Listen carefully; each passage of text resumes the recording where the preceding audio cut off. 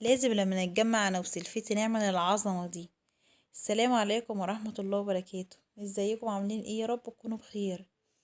النهاردة بقى انا جايلكم بفيديو جديد، مش عندي خالص، عند سلفتي. تعالوا بقى نشوف هنعمل ايه. كده معايا حلة على البوتاجاز فيها المية، هننزل بالمكرونة. هنعمل مكرونة بالبشاميل، وهنعمل برضو الكوسة بالبشاميل. تمام، احنا كده ايه، هنحط المكرونة بتاعتها تنسلق، وديت معلقة زبدة على شوية زيت على 7 بهارات كده. تمام. وبتنزل بقى بالكوسة دي، سلفتي يا جماعة اللي بتعمل الكوسة، وانا اللي بصورها، بس طلعنا بعظمة. دلوقتي هي حطت الكوسة على النار، هتشوحها علشان ايه، تنزل المية اللي فيها وتشوحها عشان ايه تبقى معانا ايه في البشاميل حلوة. هي كده حطت دهيت الكوسة، هتنزل بقية الكمية برضو. هي بس بتظبطها في الطاسة دي، معلقة زبدة مع شوية زيت وشوية بهار كده. تمام. تمام. هننزل بقى ببقية الكوسة اهيت، عايزينها بس تتشوح معانا، هنشوحها. انا طلعت عندها كده لقيتها بتعمل العظمة دي، فقلت لازم أنا اصورها. تسلم ايديها، تحفة، وربنا يخليها ويبارك فيها لأولادها يا رب. اللهم امين. هي كده خلاص حطت الكوسة بقى تتشوح، وكده بقى تعالوا نشوف هنقلب المكرونة تقليبة كده عشان ما تمسكش في بعضها، ونسيبها تكمل سواها. هي مش عايزاها نستوي قوي، هتستوي نص سوا كده.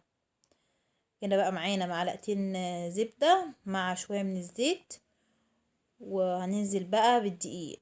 دي بقى البشاميل. تمام، هي نزل ب10 معالق دقيق علشان هنعمل صينيتين. خلاص، عشان البشاميل يبقى كتير كده، 10 معالق على معلقتين زبدة على شوية من الزيت، ودوت اللبن، وفيه حتة قشطة. هي بتحب القشطة، حطت في اللبن ده بعد ما غليته كده حتة قشطة. تمام. هي كده هتقلب اهي، عملت البشاميل من غير ما اضرب بيض ومن غير اي حاجه خالص، بالمعلقه بالمعلقه، وطلع حلو ولا مكلكع ولا في اي حاجه. تسلم ايديها يا رب. كده بقى بتقلب فيه. تعال نشوف بقى الكوسه، تقلبيها كده عشان تاخد ايه تشويحه على الجنب التاني، زي ما انتم شايفين بالشكل ده. تمام. وكده بتقلب البشاميل اهيت، وهتنزل بقى بايه، بالحليب. كده هتنزل بالحليب اهيت، وتفضل تقلب. ديت بقى الجماعة بصل بودرة وتوم بودرة وملح وسبع بهارات وفلفل وجوز الطيب. دي اختياري، لو حد عايز يحط، مش عايزة مش مهم. هي بتحب جوز الطيبة فهي بتحطها على الأكل. وبتحط مغرفتين من المية بتاعة المكرونة، بتدي طعم للمكرونة حلوة قوي. المية بتاعة المكرونة تحطي منها مغرفتين. تبدأ تقلب بقى. هي مش عايزة البشاميل يبقى تقيل، هو هيتقل معانا بس احنا هنخففه تاني عشان احنا بنحب البشاميل يبقى خفيف مش تقيل. وبتحطي بقى دي التيست بقى بتاع البشاميل، معلقتين لبن بودرة عليهم نص كوباية مية، وبتدوبهم، وبتنزل عليهم بتنزل على البشاميل معلقتين لبن بودرة عليهم نص كوباية من المية. ده بيخلي البشاميل طعمه حلو قوي، وتخلي المكرونة بتاعتنا جوسي وجميلة. تمام. معلقتين ايه، لبن بودرة على نص كوباية مية. تاني هقولها عشان ما تنسوهاش. حابين برضك تحطوا، متوفر عندكم عادي، مش متوفر مش فيش مشكلة. خلاص، هي كده حطت اللبن البودرة وبدأت تقلب. هي كانت معصجة كده اللحمة، ده نص كيلو لحمة. هي كانت معصجاه. طبعا انا عارفة ان انتوا شطار وحلوين وبتعرفوا تعصجوا اللحمة. خلاص. خلاص. هي كده معاها بقى ميكس جبن شيدر على موتزاريلا. هتنزل بقى بشوية كده على البشاميل. كده بقى هنجيب المكرونة بتاعتنا، هننزل بشوية من البشاميل على المكرونة كلها وهنقلبها.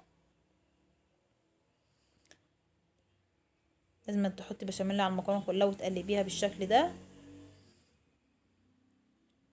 لما المكرونه بتاعتك يبقى البشاميل بتاعها كتير، هتطلع معاكي جوسي وجميله، مش هتبقى ناشفه منك. خلاص. كده بقى معانا الصينيه، هنحط فيها شويه بشاميل في القعر الصينيه، وهنوزعه بالشكل ده كده. هننزل بقى بنص كميه المكرونه، وتظبطي بقى المكرونه بتاعتك كده في قلب الصينيه. حاول ما تكونش المكرونه بتاعتك كتير تكون خفيفة يعني.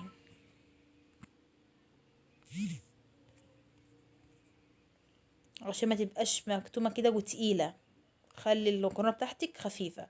حطينا كده المكرونة اهوت في قعر الصينية. هنحط بقى اللحمة بتاعتها، ننزل باللحمة وهنوزعها بقى في الصينية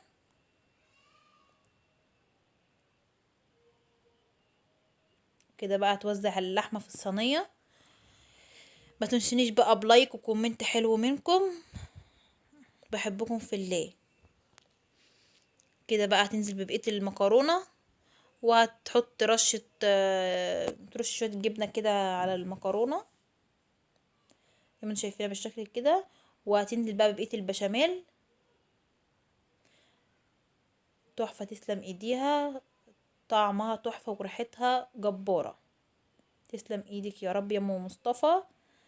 وادعوا لها وادعوا لها ربنا يخلي لها اولادها يا رب العالمين. هي كده نزل ببقية البشاميل على المكرونة، وهتظبطه بقى وهتساوي كده البشاميل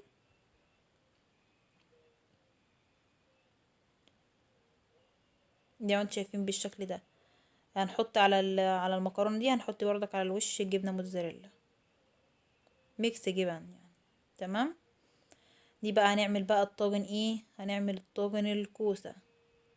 جبنا كده صينيه، هندهنها بردك بشاميل من تحت، هنحط فيها شويه بشاميل. وهنرص الكوسه بتاعتنا بقى. يلا هنرص الكوسه بقى كده جنب بعضها. احنا كده شوحناها عشان تنزل الميه اللي فيها، وشوحت وبقت زي الفل وريحتها تحفه. هنرص بقى الكوسه بتاعتنا بالشكل زي ما انتم شايفين كده جنب بعضها. زي ما انتم شايفينها بالشكل كده، بترصها جنب بعضها. لازم تملي الصينيه من تحت كلها، بتبقى كلها مليانه كوسه، مش مفرغه منك. احنا كده بقى رصينا الكوسه تحت اهوت. هننزل بالايه، هننزل باللحمه وعليها رشه منين ايه، الموتزاريلا. الكاميرا اتشقلبت في الحته دي. يلا بقى مش اشكال. المهم بقى احنا كده حطينا طبقه الكوسه، ورحنا حاطين بقى بقيه البشاميل على الوش، وهنحط عليهم ايه، موتزاريلا زي ما انت شايفينها كده بالشكل ده. هنحط على الوش الجبن، الميكس الجبن، عندك موتزاريلا شيدر اللي عندك حطيه. تمام. هيدي شكل وطعم وتست المكرونه والكوسه تبقى تحفه. وندخلها الفرن بقى وكده. بعد ما خرجت من الفرن، عظمه عظمه، فاخر من الاخر، طعمها تحفه وريحتها حلوه قوي. تسلم ايديها. وبكده بقى الكوسه بتاعتي طلعت بقى وجميله وجوسي وحلوه، حلوه قوي طريه. جربوها بالطريقه دي، حلوه قوي. ومتنسوش بقى بلايك. والسلام عليكم ورحمه الله وبركاته.